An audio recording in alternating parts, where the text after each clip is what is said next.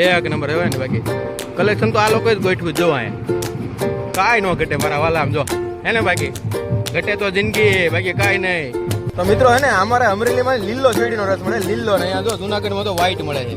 હવે ભાઈ દૂધ નાખતા હોય મલાઈ નાખતા હોય કઈ ખબર નહીં શું નાખ્યું ભાઈ ભાઈએ નાખ્યું છે પાઇનેપલ એટલે થઈ ગયું છે વ્હાઈટ ઓ જો લીલો અને થઈ ગયો વ્હાઈટ. ચાલો કાંઈ વાંધો નહીં આપણે પીવાથી મતલબ બરાબર ને બરાબર ખરેખર લીલા ને વ્હાઈટ છે. તો ગુડ મોર્નિંગ મિત્રો. તો આજે હું અને મારા મિત્ર કૌશલભાઈ અમે બંને જઈએ છીએ જુનાગઢ અને જુનાગઢ મળીને જુનાગઢના રોડ ને ત્યાંનો નજારો ત્યાંની જે હરિયાળી છે તમને બતાવીશું. તો બના રહેજો કન્ટિન્યુ બ્લોગમાં અને એક પછી એક વિડીયો તમને કન્ટિન્યુ બતાવવામાં આવશે અને કંઈક નવું જણાવવામાં આવશે. તો મારા વહાલા મિત્રો જોવાનું ભૂલતા નહીં અને નવા હો તો સબસ્ક્રાઇબ કરજો. Thank you. તો મિત્રો ફાઇનલી અમે જુનાગઢ પહોંચી ગયા છીએ અને તમને છે ને થોડોક દૂરથી જુનાગઢ બતાવી દઈએ. અમે એનો ડુંગરો બતાવી દઈએ. પર્વત જોઈ લો તમે જોવો સામે છે કૌશલભાઈ બતાવી ગયો મિત્રો. તો મિત્રો હે ને અમારે અમરેલીમાં લીલો શેરડીનો રસ મળે લીલો ને અહીંયા જો જુનાગઢમાં તો વ્હાઈટ મળે છે.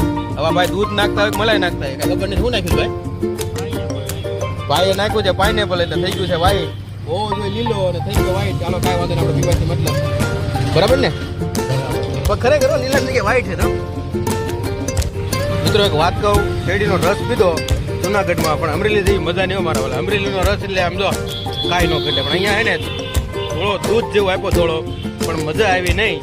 અમરેલી મારું અમરેલી જેવી મજા નહીં મારા વાલા. કોણ કોણ છો અમરેલી છે કમેન્ટ જરૂર કરજો. બાય.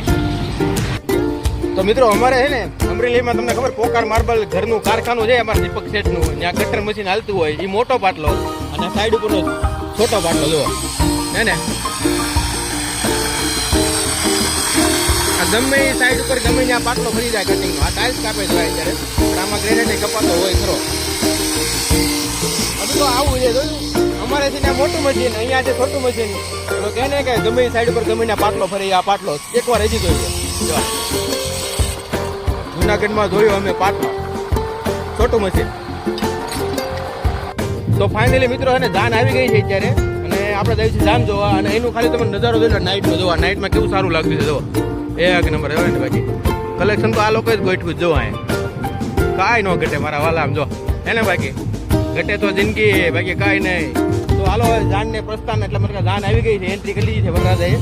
તો આપણે પણ જઈ અને થોડી ઘણી મોજ કરી લઈ ડિસ્કો કરશું તો પછી મળીએ. તો મિત્રો અમે છે ને ફાઇનલી જુનાગઢ પહોંચી ગયા. અમારે આવવાનું છે પ્રસંગમાં આવી ગયા છે જોરદાર પ્રસંગમાં રેડી પાણી પી ચા પાણી પીને અમે જ આવી છે જુનાગઢમાં રખડવા. કેમ કે પછી જાન આવવાની વાર છે.